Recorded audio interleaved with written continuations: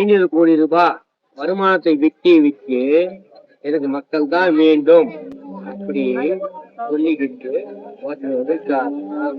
அது எங்க தளபதி மட்டும்தான். அவருக்காக நான் ஓட்டு போடுவேன். என் கூட இருக்கும் எல்லாரையும் ஓட்டு போட வச்சேன். எல்லாரையும் ஓட்டு போட வச்சுட்டு தாம்பரம் சட்டமன்ற தொகுதியில அவரை ஜெயிக்க வைப்பேன். கையெழுத்து போட போறேன். என் ஓட்டு என் உரிமை தளபதி மட்டும்தான், வேற யாருக்கும் கிடையாது.